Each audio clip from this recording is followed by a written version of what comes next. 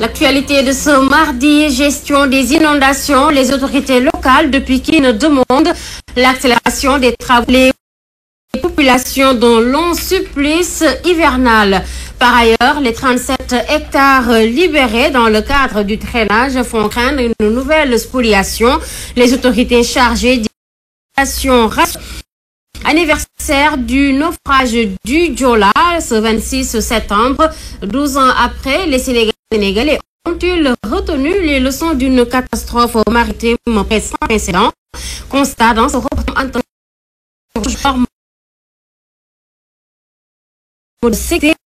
c'est promis par les autorités. Au même partie de cette édition, l'Inter actuelle de presse.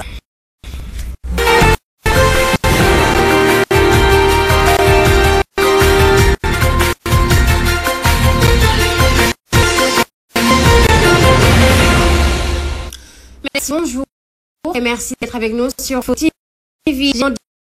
Des inondations en banlieue, les populations de Guédiawaye s'assurent contre séquelles le sabotage des ouvrages au niveau de la cité Djonkrob à Pikine de l'accélération des travaux pour sortir la localité dans le calvaire national. Théodore Semedo. Inondation à Guédiawaye. L'autorité municipale de la localité déplore le sabotage de la cité Djonkrob et appelle les populations à la citoyenneté à marge d'une forum d'inondation tenue à l'hôtel de la ville de Pikine avec le ministère en charge de la restructuration et de la réunification des banlieues.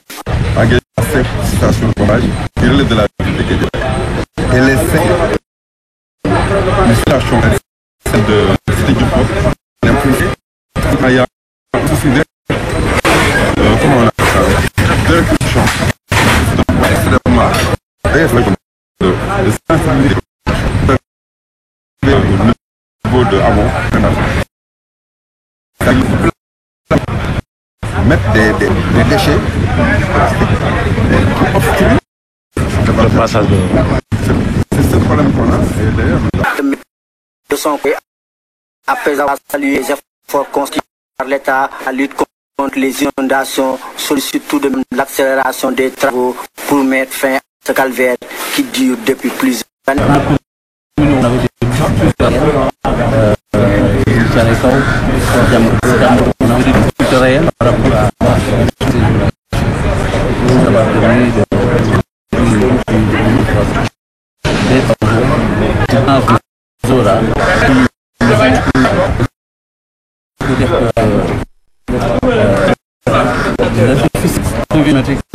Associé aux travaux du ministère en charge des inondations, la préoccupation par rapport à la résonance.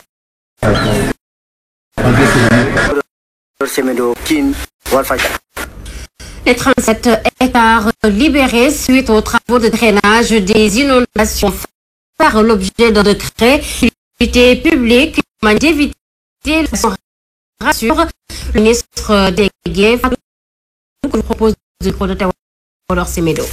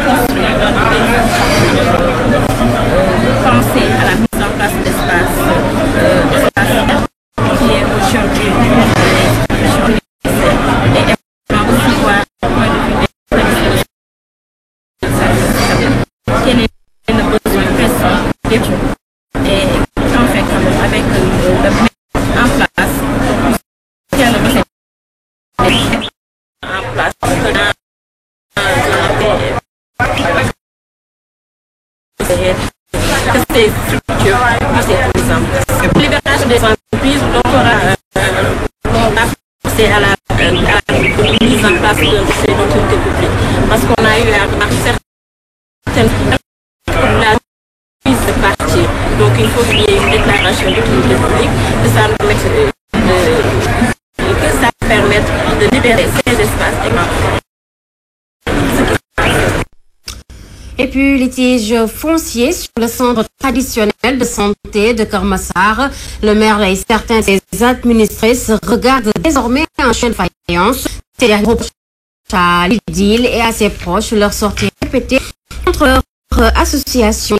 Ils parlent d'intoxication. En assemblée générale, ils réclament 14 hectares au foyer.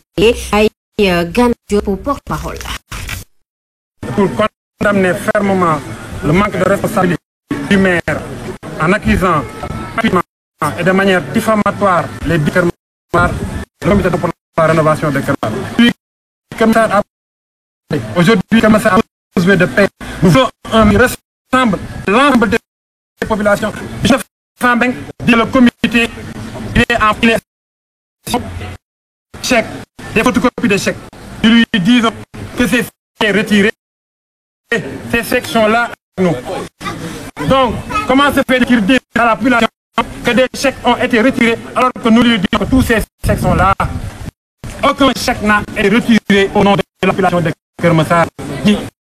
Comment des chèques non retirés peuvent être de tournement d'argent? C'est très condamnable. L'État avait octroyé 14 hectares pour l'extension du village traditionnel de Keur Massar.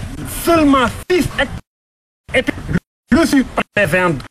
Et sur ces 6 hectares, le comité d'action pour la rénovation de Keur Massar avait introduit une demande en bon et due forme, ce qui a inclus que les 6 hectares ont été partagés.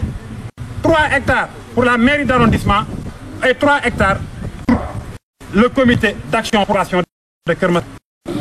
Les 8 jusqu'ici se trouvent entre les mains des responsables de la ville de Pikine. Nous réclamons nos 8 hectares et non même Moustapha Mbeng de venir rejoindre ce combat. Direction Podor, et c'est pour parler de cette du bac depuis 20 jours qui a fini beaucoup de désagréments aux populations de l'île Morphil. Les évacuations se font sur des pirogues qui n'ont aucune sécurité. Les malades, les charrettes, le bétail, même en vacation de fortune à leur risque et péril. Le bac de Dodel est depuis une vingtaine de jours tombé en panne. Ce bac aujourd'hui a fini de causer de nombreux désagréments chez les populations dans l'île Morphil que sur la nationale 2. En effet, nombreuses sont les personnes qui utilisent pour le traverser des embarcations de fortune à leurs risques et périls. Alphal est un des responsables de Dodel. On est derrière cette bac, mais jusqu'à présent, ça ne va pas. Mais le bac, si est venu ici tout des jours seulement, ça fait coco et arrête. Maintenant, le bac, c'est maintenant il a réalisé. Tu as vu le pilote qui a fait pendant 20 personnes avec le malade, avec l'autre qui a enceinte, avec le bébé, soit avec une pirogue.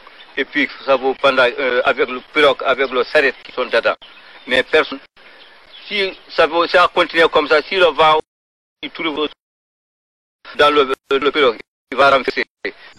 En effet, la panne de ce bac situé sur un point de passage emprunté par des milliers de personnes en partance vers la Mauritanie, où les gars étaient pour connaissance de nos. Ces dernières font la sourde oreille, soulignent les populations de cette partie enclavée. Mais maintenant, là, tout le monde sait qui a à foutre pour aller à Bogué. Aller à Bogué, ils vont passer par ici. Mais maintenant, on demande Macky Sall avec Abdoulaye Daouda Diallo. On veut trouver une solution. Parce que le gens qui était ici pendant 5 ans, il ne rien. Parce que maintenant, là, si il y a quelque chose d'ici, si il y a quelqu'un qui ne dit pas, c'est pas là où nous avons un mois pour Abdoulaye Eliman, Moulidia, ils vont passer ici, c'est la nuit, ils vont passés. Mais si on reste ici pendant 2 heures de temps, on n'est pas passé. Aujourd'hui, Pandodel et celui de Gelongal, qui n'existe que de nom, a complètement fini d'isoler davantage la société insulaire. L'évacuation des malades est devenu un véritable casse-tête pour les habitants de l'île Afid. Alors, Boukan pour la télévision. Merci à vous, mot politique. Bras de fer entre Alioune Ndoye, maire de Dakar Plateau, et le sous-préfet de Dakar. Le maire Alioune Ndoye s'oppose au blocage de son budget par le sous-préfet sur instruction. Selon lui, de Macky Sall souligne que ce blocage freine les activités de sa commune. Alioune Ndoye, que je vous propose de suivre au micro de Mamé Khadignard. Le sous-préfet avait pris, pensant exécuter une décision de justice qui considère comme étant une dépense obligatoire. Nous lui avons fait comprendre par notre échange que ce n'est pas une dépense obligatoire. Ce sur quoi nous tirons son c'est que ces actes qu'il avait pris, au moment où nous étions en pré-campagne, nouveau conseil, nous avons attaqué parce que le sous-préfet nous avait fait une mise en demeure, c'était à fin mai 2014, nous avait pris 2 actes, un de notre budget, deuxième pour prendre un arrêt valant mandat pour payer un tiers. Donc nous c'est un acharnement du représentant au profit d'un privé qui, comme on dit, ne peut se prévoir que d'une dette comptable. Et autrement, le représentant de l'État ne peut venir en guerre contre une collègue de l'État, contre aujourd'hui la station de cette collègue de l'État. Nous avons eu à faire plus que demander la loi. Les émissions à ce niveau, s'ils ne le font pas, c'est une prestation de commune d'arrondissement. Président Macky Sall annonce le retour du Sénat de dynamité chez les citoyens. Certains parlent même d'un gouffre à millions qui doit disparaître à la culture du pays. Un reportage ici à Ramatoulaye.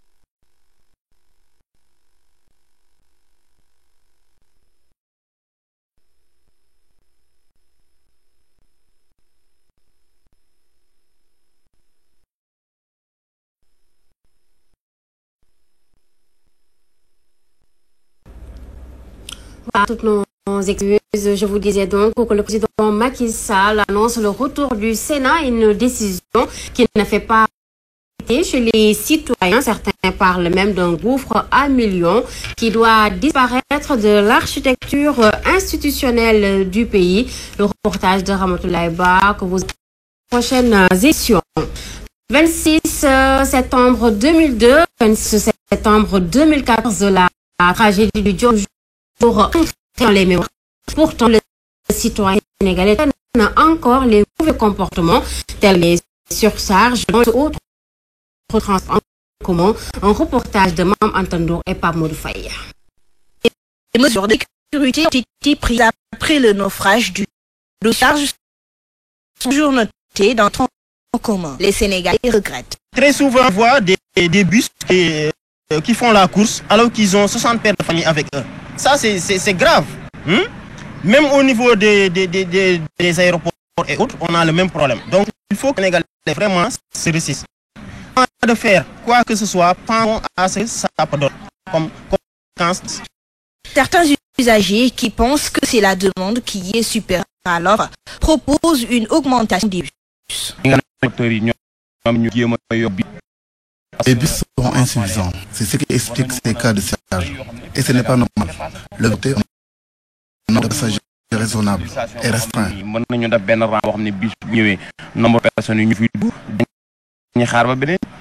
Poursuivant ses propos, ce citoyen estime que les responsabilités sont aussi partagées. Les usagers doivent être conscients des risques qu'ils peuvent encourir en faisant ces pratiques. La violation des normes de sécurité qui ne se limitent pas qu'au transport sont à l'origine d'accidents graves. Des comportements que les Sénégalais avaient au lendemain du naufrage du Joola, mais qui sont plus que jamais d'actualité 12 ans après. Merci à vous, Maman Tandour. Je vous l'annonçais tantôt, le président Macky Sall annonce le retour du Sénat, une décision qui n'a fait pas l'unanimité chez les citoyens. Par le même gouffre